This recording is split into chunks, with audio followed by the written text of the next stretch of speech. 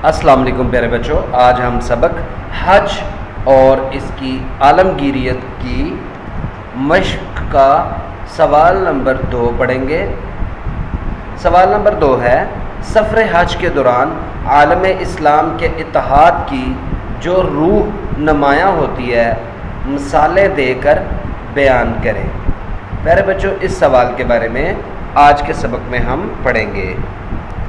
بچوں، آپ کے اسلامیات کی کتاب کے صفحہ نمبر 13 پر یعنی 13 پر اگر آپ دیکھیں تو یہاں پر اس سوال کا جواب موجود ہے۔ اللہم لبیک، اے اللہ ہم حاضر ہیں تیرے سامنے۔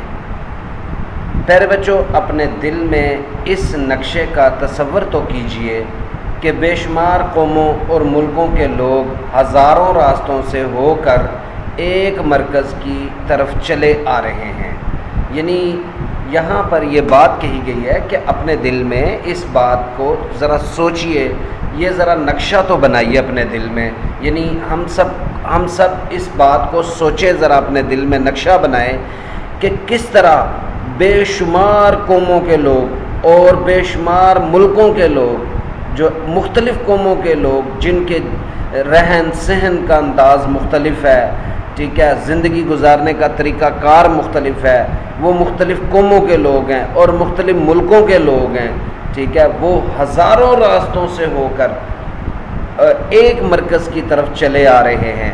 یعنی پوری دنیا کے اندر جتنے بھی مسلمان ہیں، پوری دنیا کے جتنے بھی ممالک ہیں، ان ملکوں کے اندر جتنے بھی مسلمان رہتے ہیں، وہ مسلمان پوری دنیا سے سعودی عربیہ کے شہر مکہ مکرمہ کی طرف چلے آ رہے ہیں۔ کس لیے؟ حج کے لیے۔ تو اندازہ کیجئے کہ پوری دنیا کی قوموں کے لوگ جو مسلمان ہیں، وہ پوری دنیا کے ملکوں سے مختلف راستوں سے ہوتے ہوئے وہ سعودی عربیہ کے شہر مکہ کی طرف، یعنی مکہ میں خانہ کعبہ کی طرف جو ہے وہ چلے آ رہے ہیں۔ شکلیں، رنگ، زبانیں مختلف ہیں۔ یعنی بچوں، حج کا فریضہ ادا کرنے کے لیے دیکھیں آپ کہ لوگ پوری دنیا سے سعودی عرب کی طرف آتے ہیں، سعودی عرب کے شہر مکہ کی طرف آتے ہیں۔ پوری دنیا سے لوگ جو آتے ہیں، ان کی شکلیں، ان کے رنگ جو ہے، ان کی زبانیں مختلف ہوتی ہیں، لیکن ایک خاص مقام پر پہنچ کر ان کا دیکھیں، ان کا یونیفارم، ان کے کپڑے سب کے ایک جیسے ہو جاتے ہیں۔ یعنی یہ ایک خاص مرکز پہ پہنچ کر، ایک خاص مقام پر پہنچ کر، یہ تمام لوگ جو پوری دنیا سے حج کے لیے آتے ہیں، وہ ایک خاص مرکز پر پہنچ کر ایک جیسا یونیفارم، ایک جیسا کپڑا، ایک جیسا لباس پہن لیتے ہیں۔ یعنی جب یہ اپنے مرکز پر پہنچتے ہیں تو یہ اپنے اپنے قومی لباس جو ہوتے ہیں وہ ترک کر دیتے ہیں، چھوڑ دیتے ہیں، اپنا قومی لباس ختم کر دیتے ہیں۔ جو لباس انہوں نے اپنے ملک یا اپنی قوم سے پہن کر جب وہ چلتے ہیں، تو جو لباس انہوں نے پہنا ہوتا ہے اس کو وہ ترک کر دیتے ہیں، چھوڑ دیتے ہیں، اور پھر اس کی جگہ ایک سادہ سا یونیفارم پہن لیتے ہیں۔ اس یونیفارم کو احرام کہا جاتا ہے، ٹھیک ہے، احرام کہتے ہیں اس کو۔ اس کے پہنتے ہی ایسے معلوم ہونے لگتا ہے کہ سلطان عالم اور زمین و آسمان کے مالک کی یہ فوج جو دنیا کے ہزاروں قوموں سے بھرتی ہو کر ایک ہی بادشاہ کی فوج ہے، اور یہ سب لوگ ایک ہی بادشاہ کے دربار میں پیش ہونے جا رہے ہیں۔ یعنی آپ اس تصویر کے اندر بھی آپ دیکھ سکتے ہیں کہ ایک ہی مرکز کے گرد یہ سب لوگ گھومتے ہیں، ایک ہی مرکز کے گرد یہ سب لوگ جمع ہوتے ہیں، اکٹھے ہوتے ہیں، ایک جیسا لباس پہنتے ہیں، اور ایک ہی بادشاہ کی فوج نظر آتے ہیں۔ یعنی اللہ تعالیٰ اس کل عالم کا بادشاہ ہے، اللہ تعالیٰ اس کل کائنات کا بادشاہ ہے، اور اس بادشاہ کی یہ فوج ایک مرکز پر اکٹھی ہو کر اپنے بادشاہ کے دربار میں یہ پیش ہوتے ہیں۔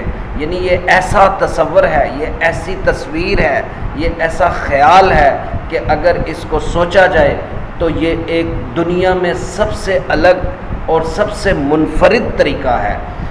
تو پیارے بچوں یہ یونیفارم پہنے ہوئے سپاہی جب میقات یعنی احرام باندھنے کی جگہ یعنی میقات وہ جگہ ہے جہاں پر تمام حجاج جو ہیں، جو حاجی ہیں، وہ احرام باندھتے ہیں. یہ آپ تصویر میں دیکھ سکتے ہیں احرام. تو میقات ایسا مقام ہے، ایسی جگہ ہے جہاں پر یہ حج کا یونیفارم پہنا جاتا ہے، جہاں پر تمام حاجی جو ہیں وہ احرام باندھتے ہیں، یعنی حج کا یونیفارم پہنتے ہیں. اس جگہ کو میقات کہا جاتا ہے.